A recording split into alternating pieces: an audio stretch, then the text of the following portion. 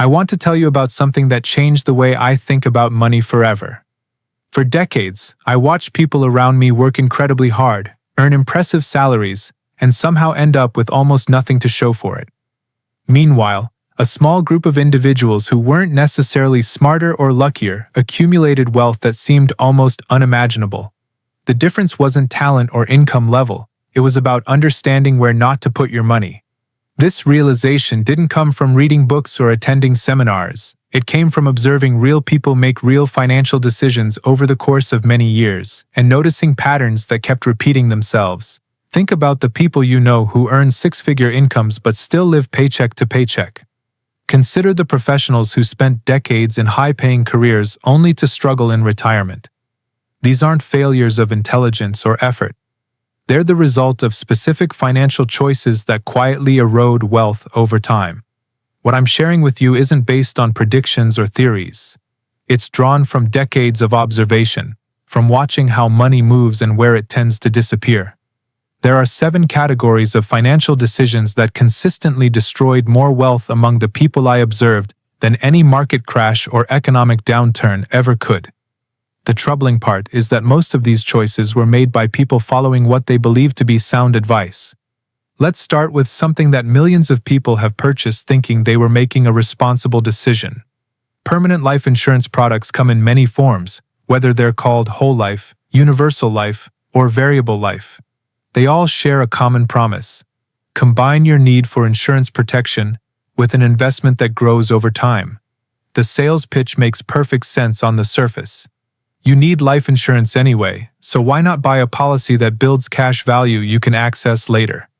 It sounds like you're getting 2 benefits in one product, but when you look at the actual mechanics of how these products work, a very different picture emerges. Here's what typically happens with permanent life insurance. In the first year, a massive portion of your premium, sometimes the entire amount, goes directly to compensating the person who sold you the policy. Your actual cash value starts at nearly zero despite the thousands you've paid. Over the following years, the insurance company begins allocating some of your premiums toward this investment component, but only after deducting insurance costs, administrative expenses, and their profit margins. By the time you reach year 15 or 20, if you've maintained the policy through all the frustration, your cash value might finally equal what you've paid in total premiums.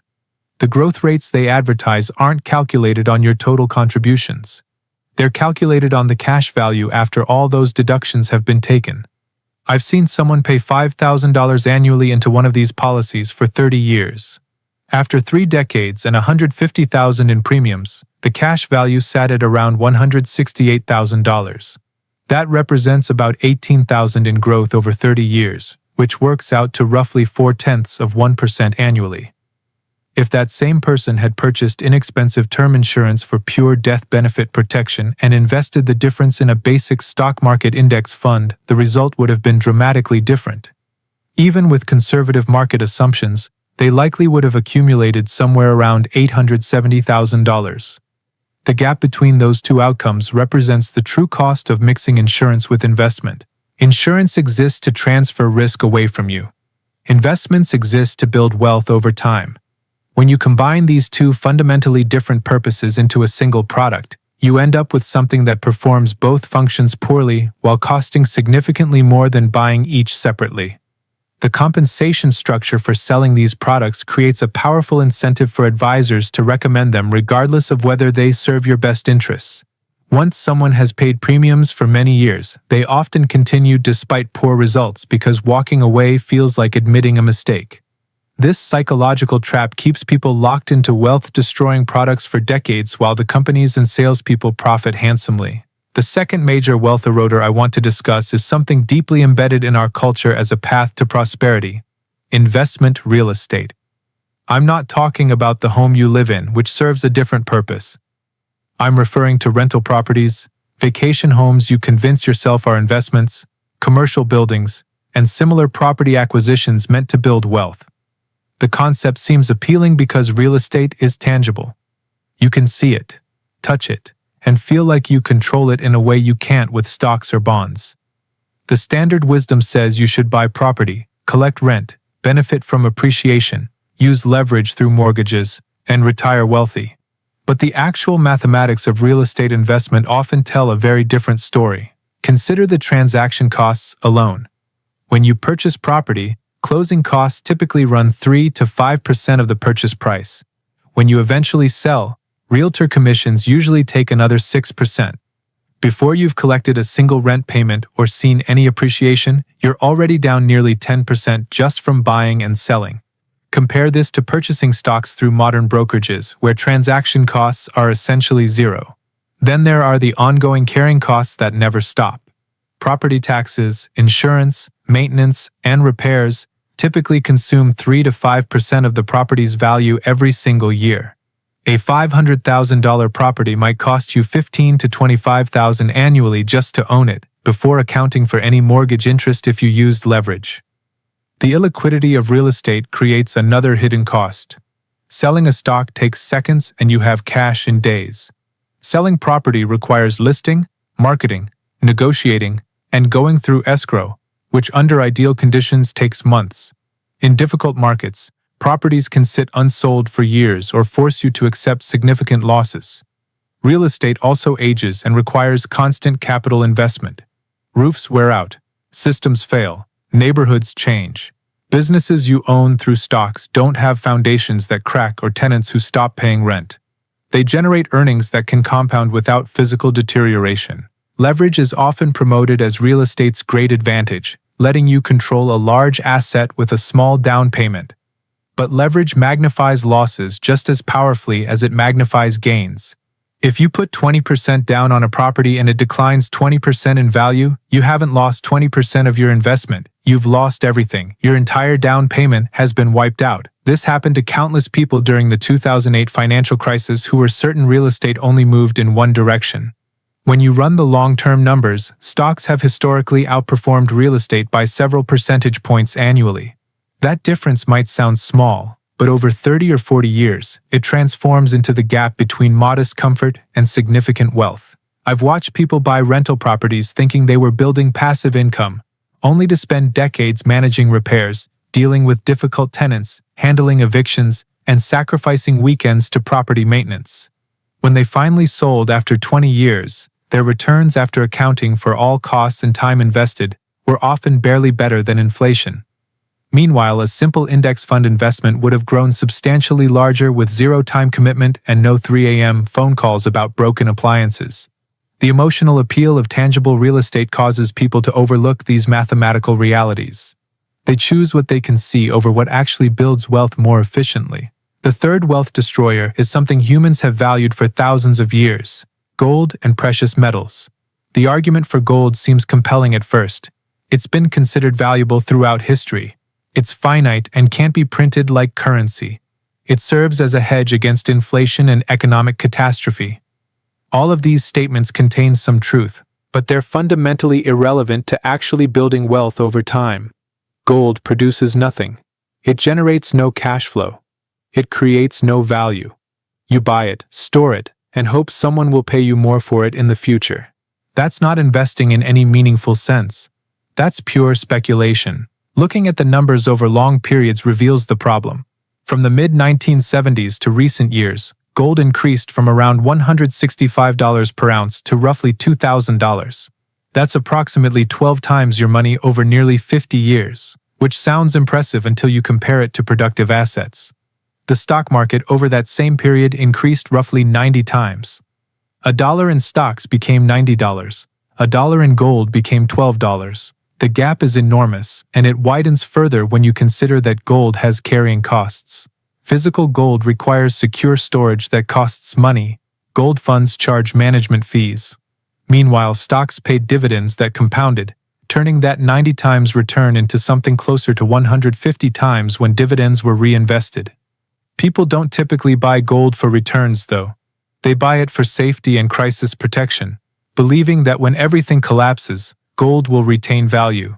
But what actually happens during crises? During every major economic disruption of the past 50 years, ownership in productive businesses that provide essential goods and services prove far more valuable than holding metal in a vault.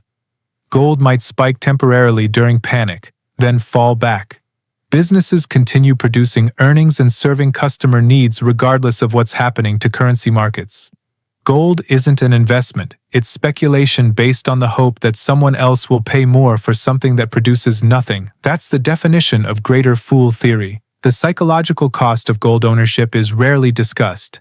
People who invest heavily in gold tend toward constant pessimism, always waiting for the collapse that will finally vindicate their position. Meanwhile, the world continues functioning.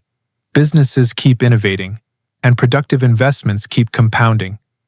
I've never allocated wealth to gold, and that decision over many decades has likely resulted in millions of additional dollars in net worth simply by putting that capital into businesses instead of into metal sitting in storage. The fourth category combines high fees, complexity, and underperformance into one expensive package: actively managed funds.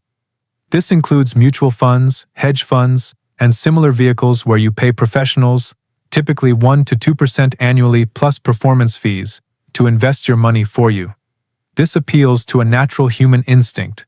Surely experts can achieve better results than we can on our own, and superior returns justify the cost. The actual data destroys this belief completely. The average actively managed fund charges around 1.3% in annual fees. Over 30 years, that seemingly small percentage consumes approximately 35% of your total returns. Not 35% of fees, but 35% of your wealth. Even worse, these fee calculations assume the fund manager matches market returns before fees, which the vast majority don't accomplish over long periods. The statistics are devastating. Over 15-year periods, roughly 92% of active fund managers underperform their benchmark index after fees. Over 20 years, it rises to 95%. Over 30 years, it approaches 98%.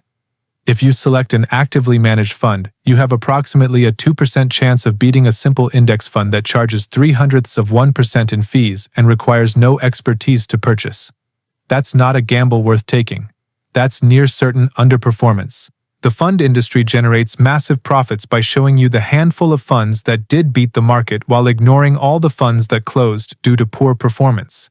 They display past results while knowing past performance has no predictive value for future returns. They promote the expertise of their managers while ignoring that genius cannot overcome a 1.3% annual drag plus consistent underperformance. Hedge funds make this even worse with their 2% management fee plus 20% of profits above certain thresholds.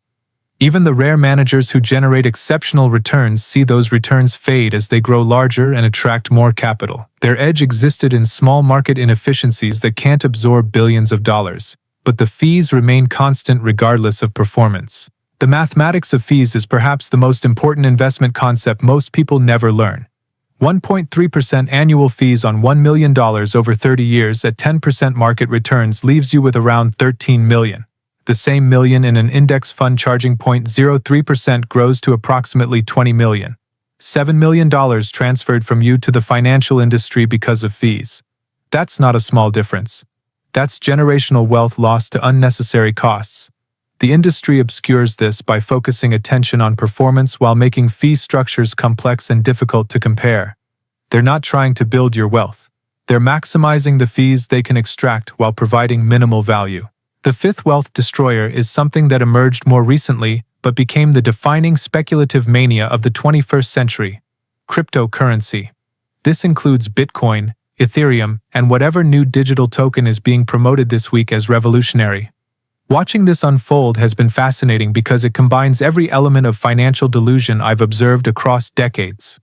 The belief that this time is different, that economic rules don't apply, that you can become wealthy without producing anything of value. Let me be direct about cryptocurrency. It's not currency because virtually no one uses it for transactions. It's not a store of value because it fluctuates wildly. It's not a productive asset because it generates no cash flow. It's a digital token whose only value comes from what someone else might pay for it tomorrow, making it the purest form of speculation. The scarcity argument falls apart under examination. Yes, Bitcoin is limited to 21 million coins, but scarcity alone doesn't create value. Usefulness creates value. I could create a limited digital asset right now with a fixed supply. That doesn't make it valuable.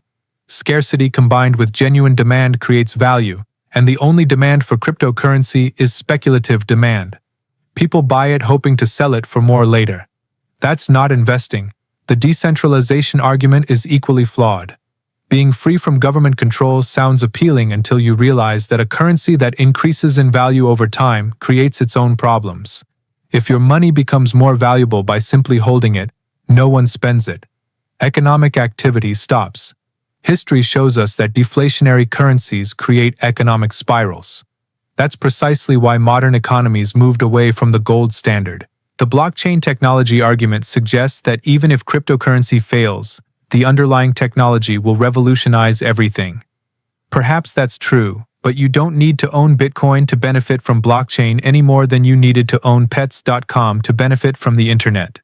Transformative technologies rarely make their early speculators wealthy. They create value in unexpected places and make the companies that successfully implement them profitable years later. The internet didn't enrich most early internet investors.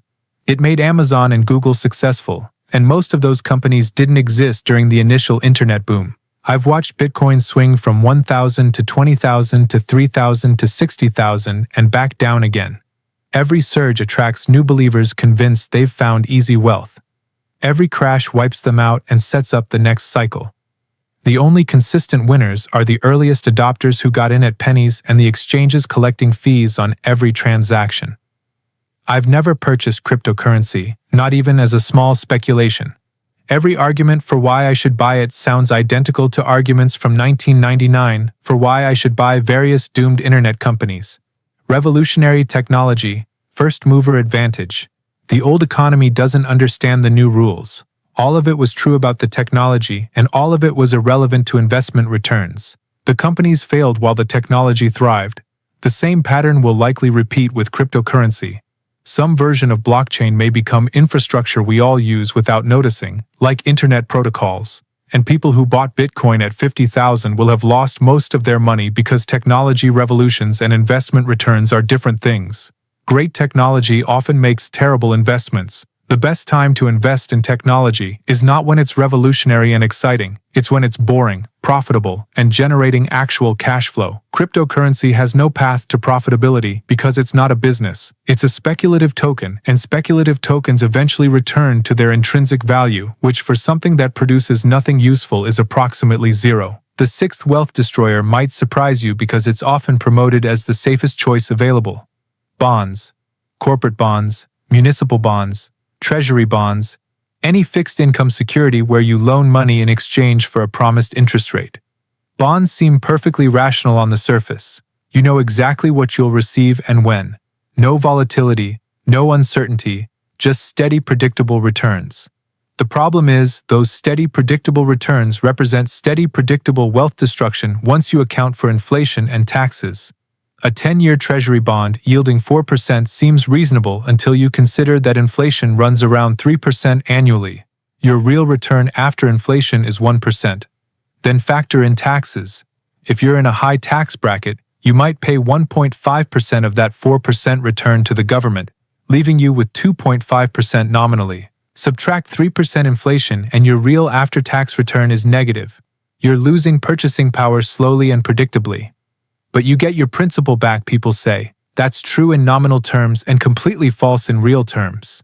If you invest $100,000 in bonds for 30 years, you'll have your $100,000 back plus interest payments. But that $100,000 will buy what roughly $41,000 buys today, after 3% annual inflation. You preserve nominal capital while losing nearly 60% of purchasing power. That's not safety. That's guaranteed impoverishment at a slow pace.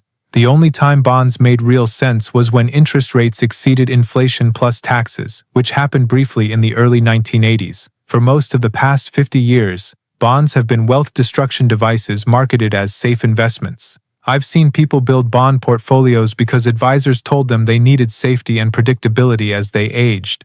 Those people retired with portfolios generating $50,000 or $60,000 annually from bonds.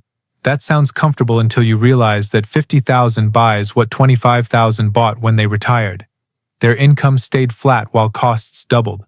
Meanwhile, keeping assets in productive businesses meant owning companies that raise prices with inflation, grow earnings, and increase dividends. Income from stock ownership grows at 8 to 10% annually, not because of higher risk, but because productive assets represent the safest long-term investment.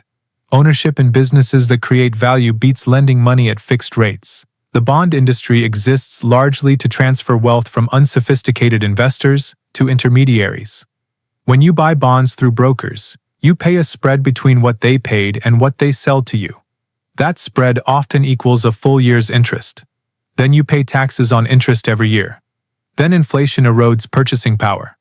After all those costs, you're fortunate to break even in real terms.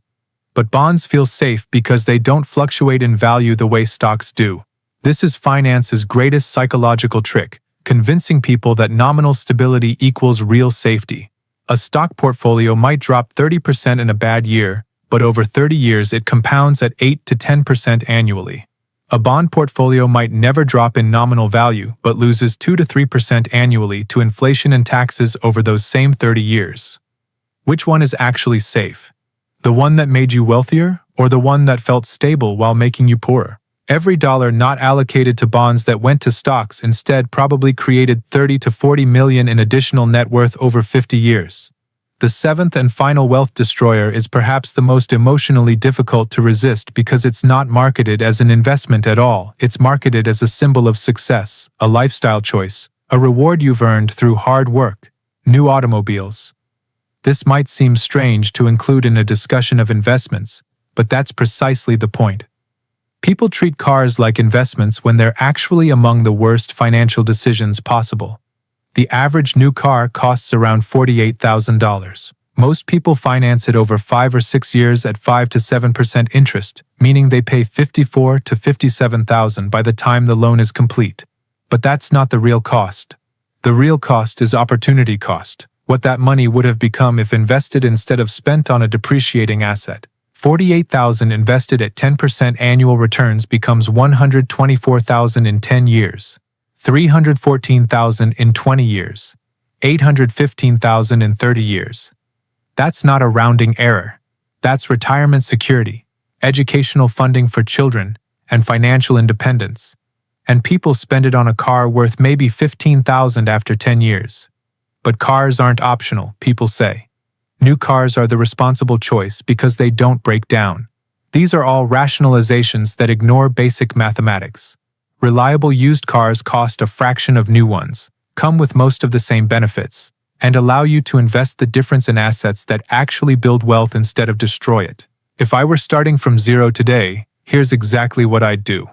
I'd purchase term life insurance only if I had dependents, never permanent insurance. I'd rent modestly or buy a small home I could pay off quickly, investing every dollar I didn't spend on real estate and index funds. I'd buy zero gold, zero cryptocurrency, zero individual bonds, zero actively managed funds. I'd invest exclusively in the lowest cost total market index funds available and never sell. I'd buy reliable used cars and drive them until they died, then repeat the process. I'd avoid any financial advisor who charges a percentage of assets under management. I'd read company annual reports and learn how businesses work instead of watching financial news. I'd spend money only on things that produce genuine value, education, health, relationships, and tools that improve earning power. I'd save at least 50% of after-tax income and maintain this approach for 30 years without deviation. The result would be financial independence by the 50s and substantial wealth by the 60s, regardless of starting income, regardless of luck, regardless of market timing. The mathematics of compound interest are undefeated. 8% annual returns double your money every 9 years. Over 30 years, that's 3 doublings. $1 becomes $8.